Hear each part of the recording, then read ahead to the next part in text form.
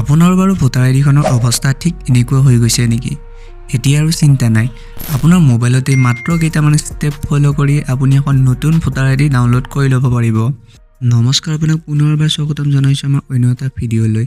আজি আপোনাক এই ভিডিঅ'টোত দেখুৱাম যে আপুনি কেনেকৈ আপোনাৰ যিখন পুৰণি ভোটাৰ আইডি আছে সেইখন ডিজিটেল ভোটাৰ আইডি হিচাপে ডাউনলোড কৰি ল'ব পাৰিব, বা আপুনি কেনেকৈ এখন নতুন ভোটাৰ আইডি আপুনি ডাউনলোড কৰিব পাৰিব। গতিকে আহক ভিডিঅ'টো আৰম্ভ কৰোঁ। তো প্ৰথমতে আপুনি আপোনাৰ মোবাইলত যিকোনো এটা ব্ৰাউজাৰ ওপেন কৰি লওক আৰু তাতে চাৰ্চ কৰক voter.eci.gov.in।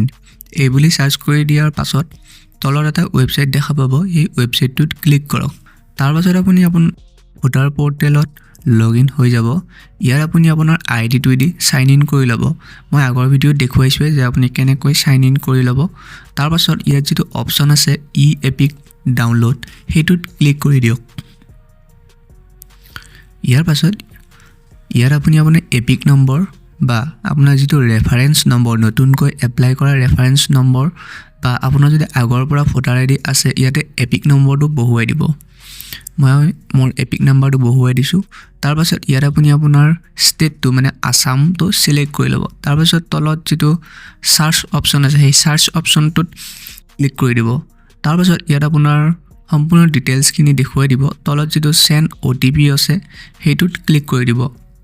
তাৰ পাছত ইয়াত যিটো এণ্টাৰ OTP বুলি ছেকশ্যন আছে তাতে OTPটো এণ্টাৰ কৰি দিব। ইয়াতে OTPটো এণ্টাৰ কৰি ছাইডত যিটো ভেৰিফাই অপশ্যন আছে সেই ভেৰিফাই অপশ্যনটোত ক্লিক কৰি দিয়ক। তাৰপাছত তলত দেখিছে যে ডাউনলোড এপিক বুলি এটা অপশ্যন আহি গৈছে। সেই ডাউনলোড এপিক অপশ্যনটোত ক্লিক কৰি দিয়ক। ইয়াত ক্লিক কৰি দিয়াৰ লগে লগে আপোনাৰ মোবাইলত বা আপোনাৰ কম্পিউটাৰত আপোনাৰ ভোটাৰ আইডিখন ডাউনলোড হৈ যাব।